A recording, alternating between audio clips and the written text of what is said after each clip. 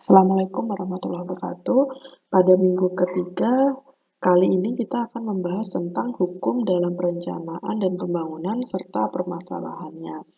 Ini adalah dua topik yang akan kita bahas kali ini, yaitu hukum dan masyarakat dan permasalahan regulasi dalam penataan perencanaan tata ruang. Oke, kita menuju topik yang pertama, hukum dan masyarakat.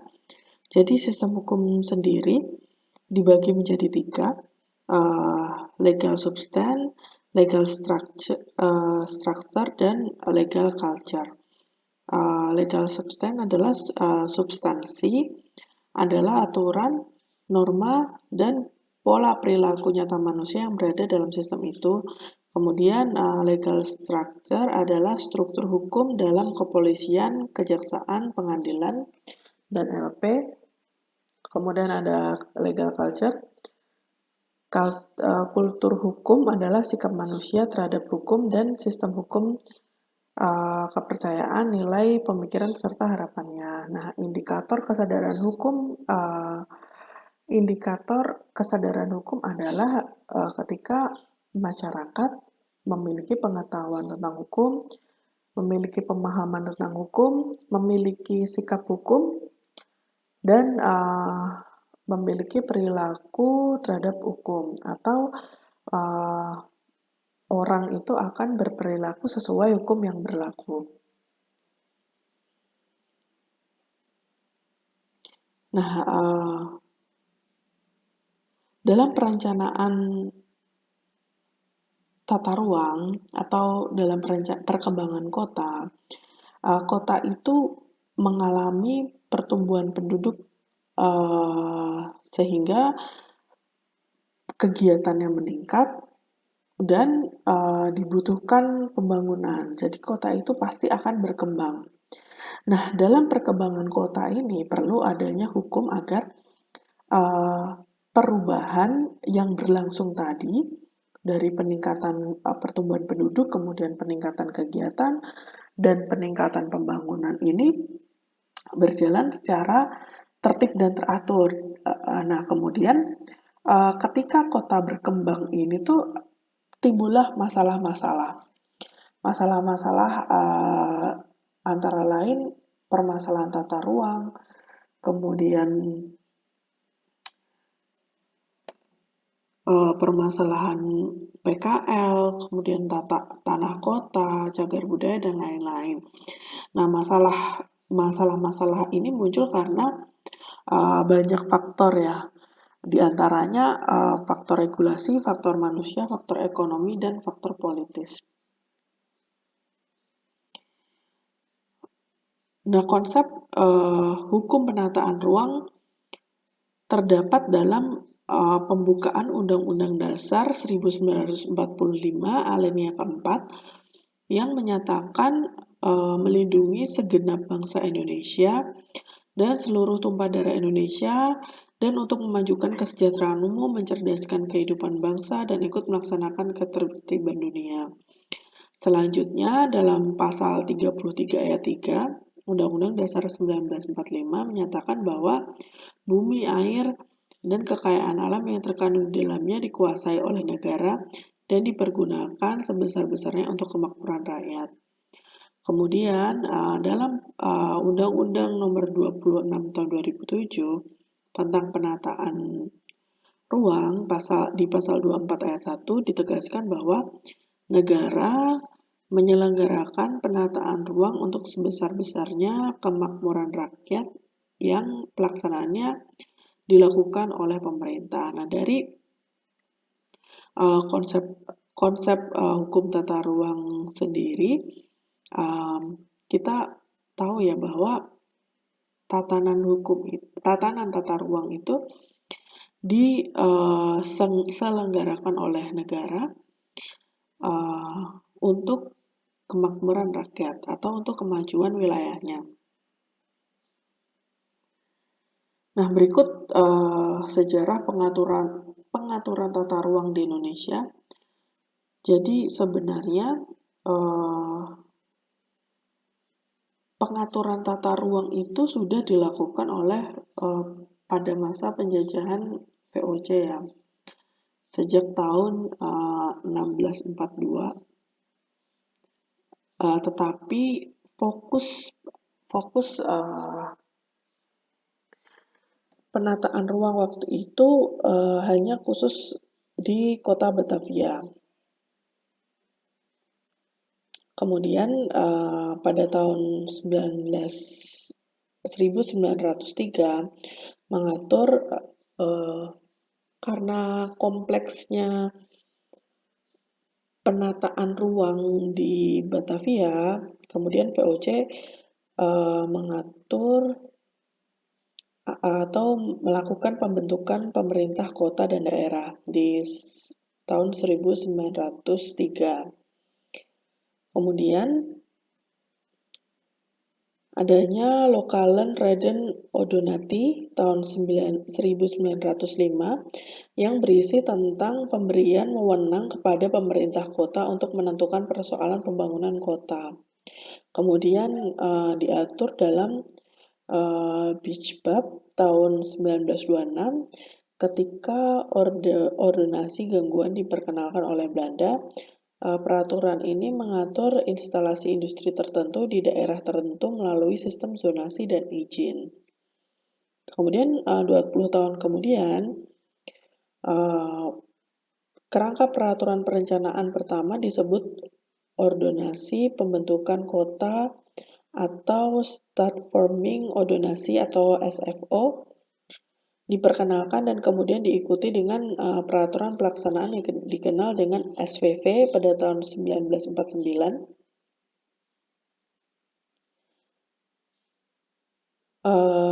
Jadi SVV ini diperuntukkan untuk mempercepat pembangunan kembali dari wilayah-wilayah hancur akibat peperangan.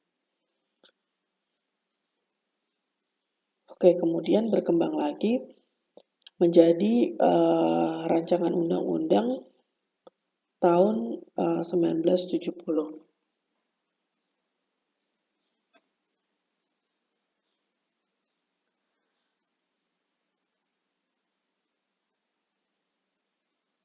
Nah, ini adalah perkembangan peraturan terkait penataan ruang dari tahun 1970 tentang perencanaan pembangunan kota untuk ibu kota kabupaten yang masih mengacu pada SFO. Jadi tadi kan SFO itu sistemnya sebenarnya disusun oleh sebagian pemerintah Belanda, kemudian masih digunakan dalam surat edaran Mendagri tahun 1940.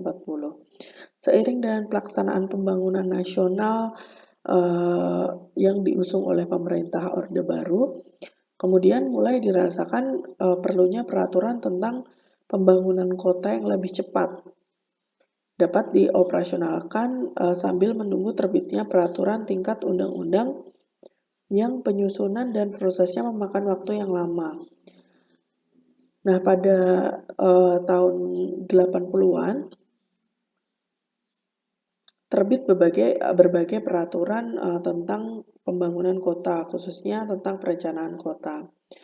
Permendagri pun mengeluarkan peraturan nomor 4 tahun 80 tentang pedoman penyusunan rencana kota. Kemudian tahun 87 direvisi sampai dengan Menteri Pekerjaan Umum yang mengeluarkan peraturan tentang perencanaan tata ruang yang dijadikan dasar atau referensi perencanaan kota untuk menyiapkan pembangunan sebuah kota. Kemudian hingga saat ini peraturan yang dipakai untuk penataan ruang adalah Undang-Undang Nomor 26 Tahun 2007.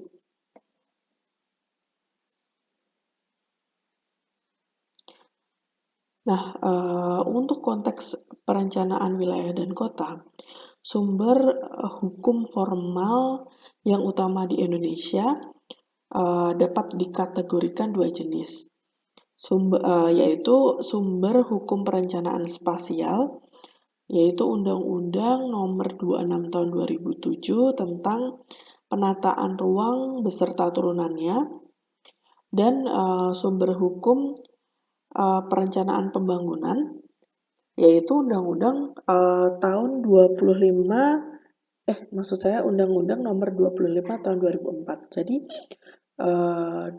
dua dasar peraturan ini yang digunakan sebagai dasar pembangunan atau dan rencana tata ruang.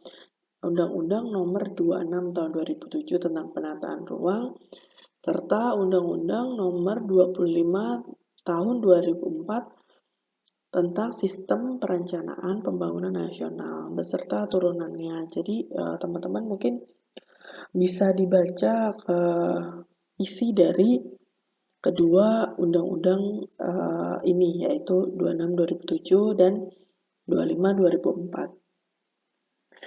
Nah, Undang-Undang Nomor 25 Tahun 2004 ini tentang perencanaan pembangunan yang merupakan payung hukum bagi pelaksanaan perencanaan pembangunan dalam rangka menjamin tercapainya tujuan negara yang digunakan sebagai arahan dalam sistem perencanaan pembangunan secara nasional.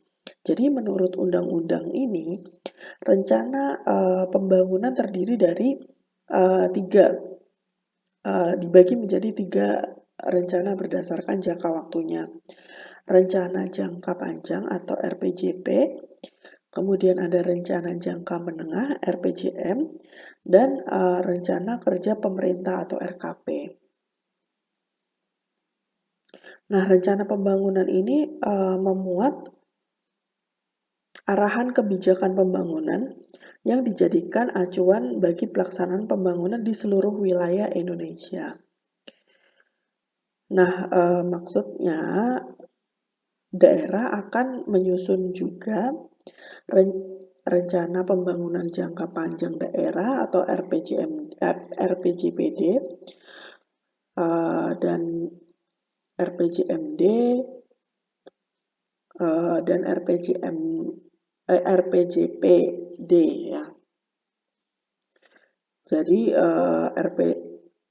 RPJMD ini mengacu pada RPJP dan RPJM nasional serta membuat program pembangunan dan kegiatan pokok yang akan dilaksanakan melalui RPJP yang disusun oleh lembaga daerah.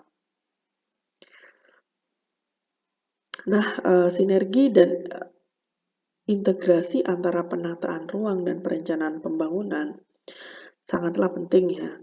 Apabila kedua rencana tersebut tidak bersinergi, maka program-program dalam RT/RW tidak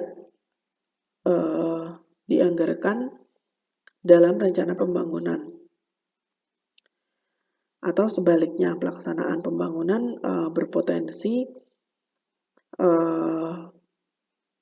terkena sanksi karena tidak sesuai dengan RT/RW. Nah, oke, berikut daftar peraturan tata ruang yang saya rangkum. Jadi di sini teman-teman mungkin bisa dijadikan acuan. Kemudian untuk update-nya, jadi kan dalam peraturan perencanaan ini balik lagi ya, bersifat dinamis ya. Jadi teman-teman harus tetap ngecek ini peraturan ini yang ada di dalam daftar ini masih terpakai atau sudah tidak terpakai. Contohnya ada peraturan baru sepertinya kalau nggak salah peraturan pemerintah nomor 21 tahun 2001 kalau nggak salah. Atau bisa teman-teman cek lagi itu tentang apa, menggantikan atau menambahkan. Seperti itu. Nah, Penerapan peraturan dalam penataan dan pembangunan kota dibutuhkan agar masyarakat mendapatkan kepastian hukum. Peraturan perundangan sebagai produk hukum harus memiliki kejelasan substansi, prosedur, konsistensi, perlindungan hak, kemudian sederhana, dan mempunyai kekuatan memaksa. Peraturan perundangan mempunyai kekuatan memaksa jika memenuhi 3 syarat, yaitu mempunyai kekuatan secara yudisial, sosiologis, dan filosofis.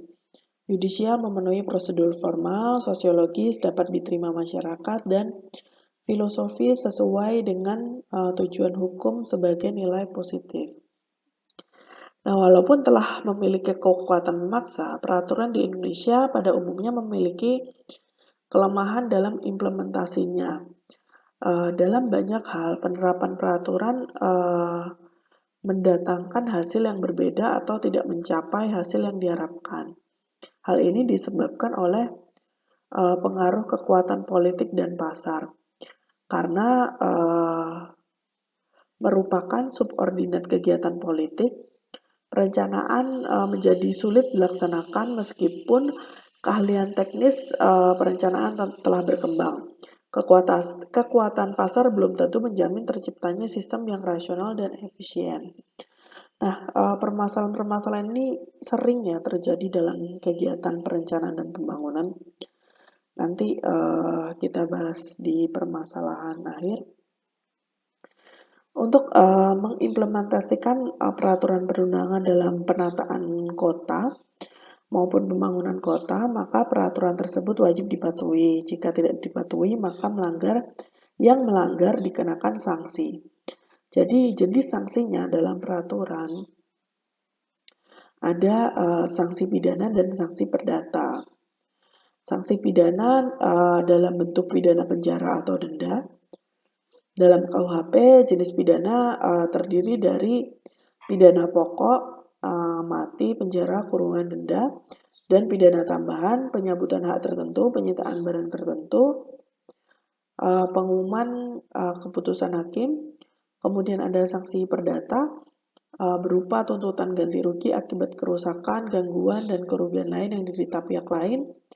Sanksi administrasi dalam bentuk teguran dan perintah penghentian pembangunan. Nah, sanksi-sanksi ini bisa teman-teman baca di peraturan yang terkait gitu. Jadi misalkan di ini peraturan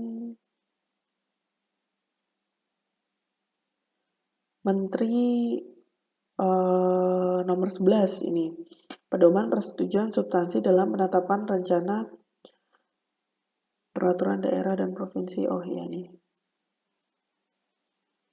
Nah, misalkan di Peraturan Menteri Nomor 28 Tahun 2008 ini, tata cara evaluasi rancangan peraturan daerah tentang rencana tata ruang daerah. Nah, ini ketika daerah tidak melaksanakan sesuai dengan tata cara evaluasi, daerah akan dikenakan sanksi, teguran, dan lain-lain. Nah, ini bisa teman-teman baca di peraturan yang tertulis ya. Nah, ketika tidak ada di dalam sebuah peraturan, kadang-kadang kan memang tidak ada sanksi atau sanksi hukuman pidana atau perdata. Seperti saya pernah baca peraturan tentang sempadan sungai ya. Jadi di peraturan PU itu sudah dijelaskan bahwa Permen PU ya telah dijelaskan bahwa sempadan di daerah kota yang memiliki tanggul jarak bangunan dengan sempadan sungai harus 3 meter. Nah, di situ di peraturannya itu tidak tertulis sanksinya. Akan tetapi di dalam peraturan itu dituliskan bahwa pemerintah daerah yang mengatur tentang hal itu. Tentang garis sempadan sungai itu yang mengatur adalah pemerintah daerah, sehingga Kementerian Pekerjaan Umum memberikan wewenang terhadap pemerintah daerah untuk menetapkan garis sempadan sungainya. Jadi pemerintah daerah ini melakukan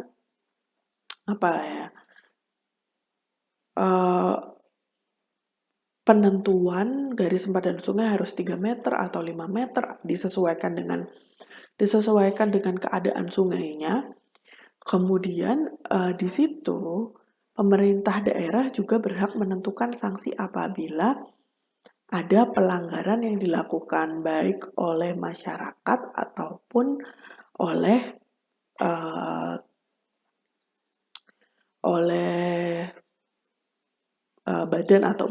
badan usaha ya.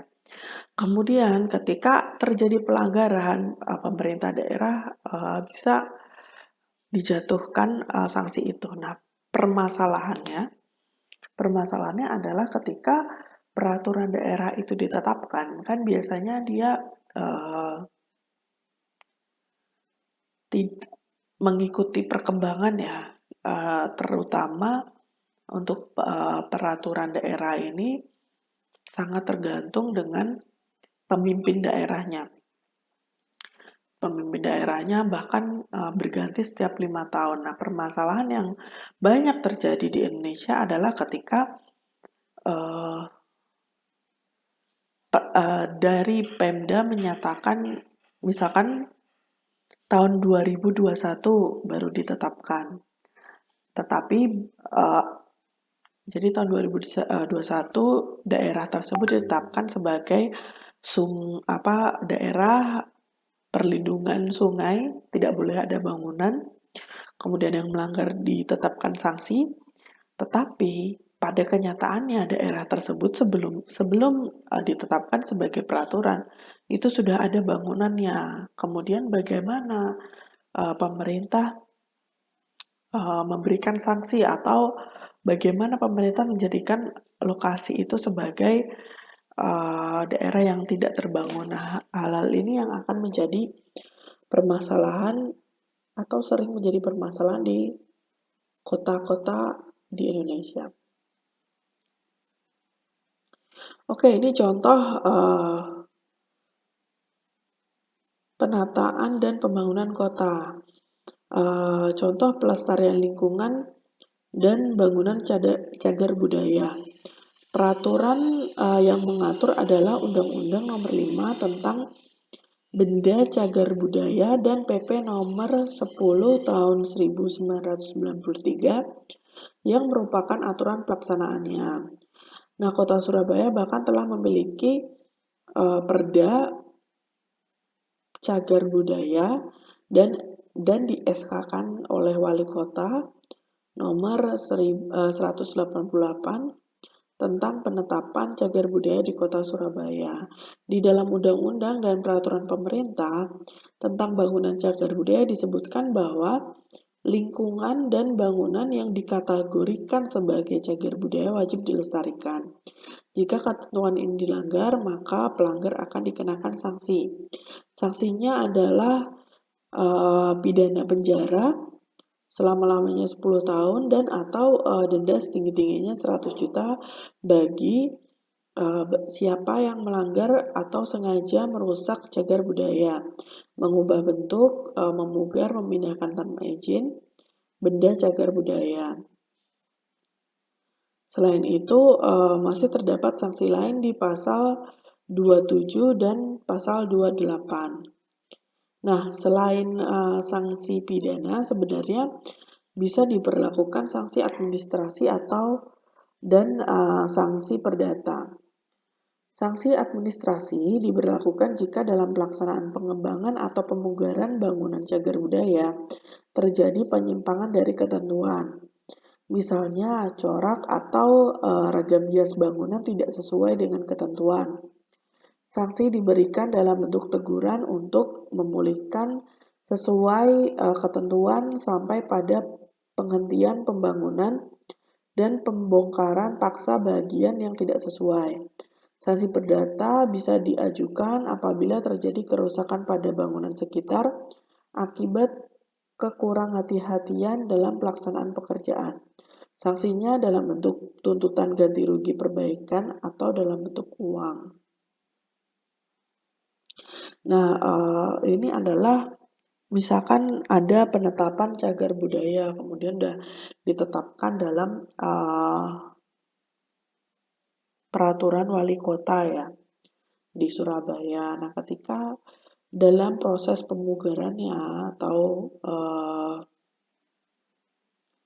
dalam proses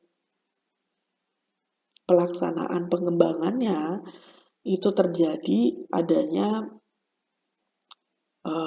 ketidakcocokan atau perubahan yang signifikan untuk ragam hias bangunannya misal tidak sesuai dengan ketentuan. Nah, pemerintah atau yang melakukan pemugaran ini dapat diberikan sanksi.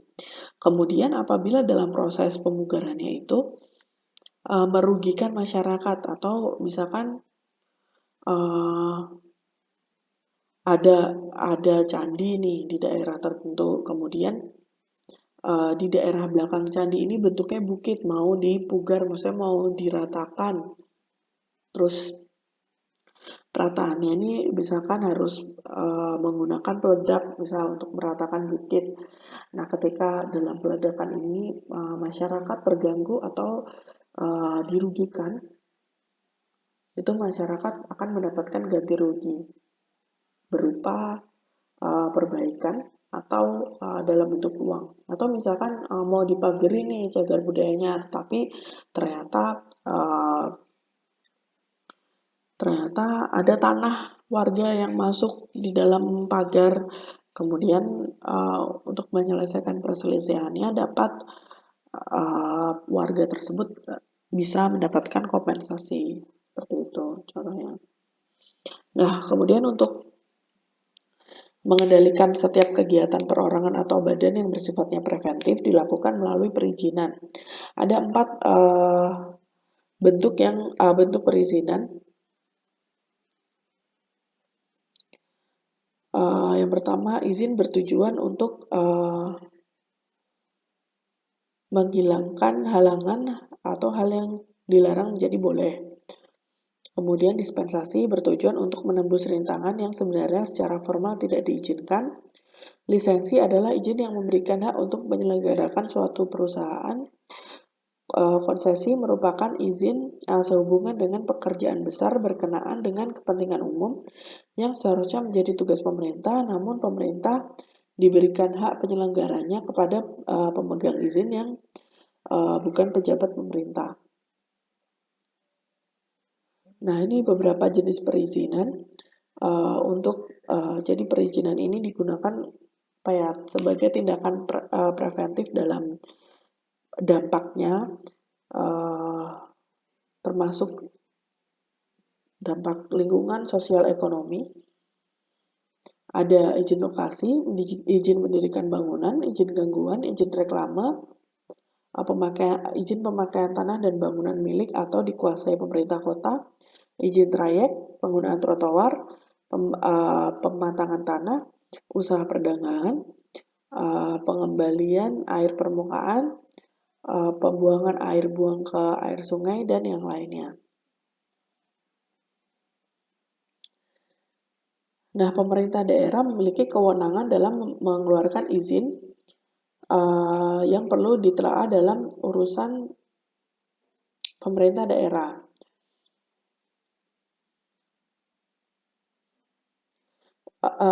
Ada beberapa izin yang harus dilakukan bersamaan dengan pemerintah pusat yang berkaitan dengan hal-hal penting. Nah, menurut Undang-Undang Nomor 32 Tahun 2004 ada beberapa izin yang harus dikomunikasikan dengan pemerintah pusat, yaitu politik luar negeri, pertahanan, keamanan, justisi, moneter dan fiskal nasional, dan agama.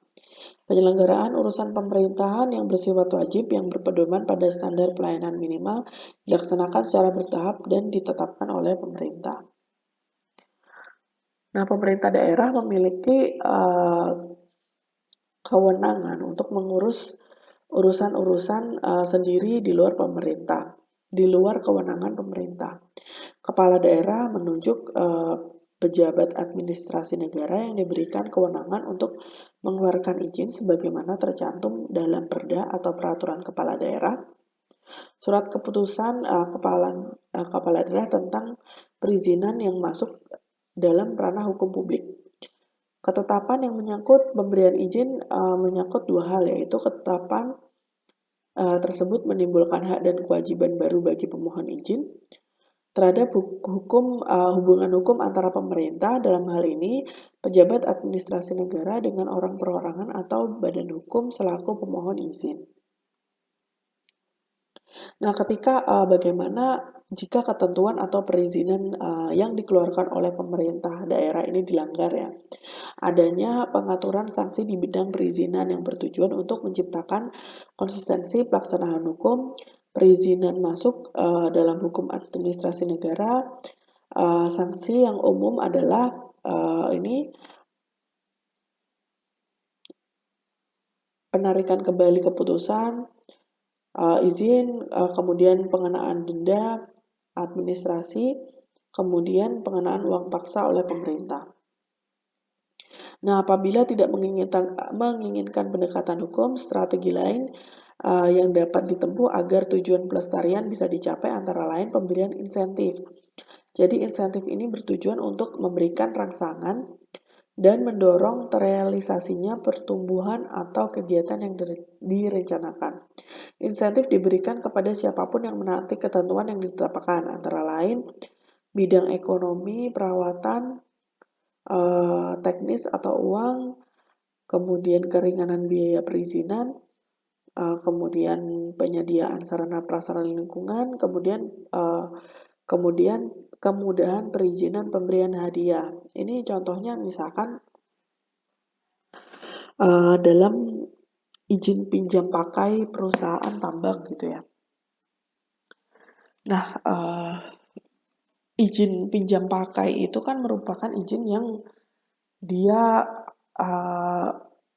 banyak ya ketentuannya, jadi sangat diatur oleh pemerintah daerah. Ketentuannya apa? Dia harus mengembalikan dalam bentuk apa? Nah, itu sudah diatur di peraturan pemerintah, atau sejak diterbitkan izin itu, di situ sudah diatur berapa. Misalkan perusahaan saya ingin mengajukan izin pinjam pakai untuk kegiatan izin pinjam pakai lahan untuk kegiatan pertambangan. Nah, saya harus mendepositkan uang senilai berapa untuk menjamin bahwa kegiatan saya berjalan sesuai dengan hal-hal yang ditentukan dalam izin tersebut. Ketika saya melakukan pelanggaran, saya akan mendapatkan sanksi. Sanksinya apa? Nah, itu tertulis dalam izin. Sanksinya misalkan akan menggunakan sebagian dana yang telah saya tabungkan atau saya depositokan ke pemerintah, itu digunakan untuk perbaikan kerusakan yang telah ditimbulkan atau lain-lain. Nah, itu tertulis dengan sangat jelas ketika izin telah diberikan. Kemudian untuk apa ya, membuat pengusaha atau industri itu menaati peraturan. Pemerintah telah melakukan menerapkan insentif dan sistem insentif dan disinsentif. Oke, kita baca dulu yang disinsentifnya ya. Pemberlakuan disinsentif bertujuan untuk mencegah atau membatasi pertumbuhan yang tidak sejalan dengan tujuan yang ditetapkan. Diberlakukannya kepada siapapun yang melakukan kegiatan tidak sesuai dengan ketentuan yang ditetapkan. Antara lain disinsentif ekonomi, pengenaan pajak, kemudian disinsentif fisik misalkan dalam bentuk penyediaan sarana prasarana lingkungan, kemudian pemberlakuan tidak boleh melanggar hak masyarakat dan memenuhi kebutuhan dasarnya, kemudian dan lain-lain.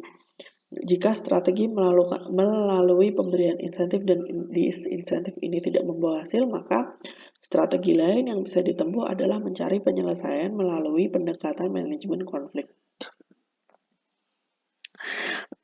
Nah, ini program yang telah berjalan saat ini, misalkan untuk disinsentif dan insentif, pemerintah telah melakukan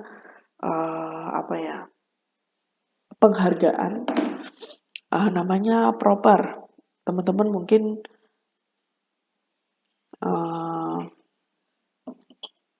sering dengar ya, program penilaian peningkatan kinerja perusahaan dalam pengelolaan lingkungan yang dikembangkan oleh Kementerian Lingkungan Hidup. Nah, ketika perusahaan tidak memenuhi standar yang dituliskan dalam program ini, maka perusahaan tersebut akan mendapatkan sanksi atau disinsentif. Sanksinya apa aja? Sanksinya berupa tadi bisa sanksi administratif, kemudian sanksi denda, dan lain-lain. Kemudian ketika perusahaan telah melakukan kegiatan sesuai dengan program ini, insentif apa yang diberikan pemerintah, yaitu kemudian izin selanjutnya di peringkat ini berarti perusahaan akan mendapatkan rewardnya berupa kemudian perizinan lanjutan untuk pembangunan lainnya dan lain-lain. Oke, topik yang kedua adalah permasalahan regulasi dalam perencanaan tata ruang. Nah, sebenarnya contoh kasusnya sering atau banyak sekali kita temui ya. Contoh kasus yang sulit untuk diberikan sanksi hukum. Ketika misalkan ini tadi yang sudah saya bicarakan, ketika bantaran sungai ini dijadikan tempat bangunan. Yang pertama, ini merupakan permasalahan sosial ya. Ya, sebenarnya ya tidak mungkin untuk menggusur bangunan yang sudah jadi misalkan. Atau yang saya contohkan tadi kan misalkan di tahun 2021 ditetapkan, berarti di tahun 2000 misal bangunan itu udah ada ya, salahnya di mana gitu ya. Sebenarnya kan masyarakat juga tidak melanggar ketika dia mendirikan bangunan di sempadan sungai misal. Tapi sampai sekarang masih saja terjadi ketika sudah ditetapkan sebagai daerah yang tidak boleh terbangun, masih saja digunakan sebagai tempat berjualan atau tempat berdagang. Nah, ini endingnya kejar-kejaran sama Satpol PP gitu ya untuk menertibkan kawasan tidak terbangun. Nah, seperti itu sangat sulit untuk dilakukan atau ditetapkan sebagai sanksi. Ketika mau diberi sanksi ya mencari nafkah gimana gitu. Kemudian permasalahan yang sulit lagi untuk dicari jalan keluarnya adalah PKL yang berjualan di pinggir jalan bahkan memakan badan jalan, terutama jalan di area kota. Kemudian pembangunan oleh warga masyarakat yang tidak mengikuti rencana tata ruang, membangun di kawasan lindung seperti lahan basah, resapan air, tanah kawasan perbukitan dengan kemiringan lereng lebih dari 40% yang bisa menimbulkan aliran debris hutan lindung dan lainnya. Yang ini akan kita bahas di pertemuan minggu ke-5 atau ke-6 gitu ya untuk permasalahan-permasalahan ini. Oke, saya rasa cukup untuk pembahasannya. Teman-teman bisa absen di kolom komentar, nanti saya inputkan di LMS. Terima kasih. Saya akhiri, Assalamualaikum warahmatullahi wabarakatuh.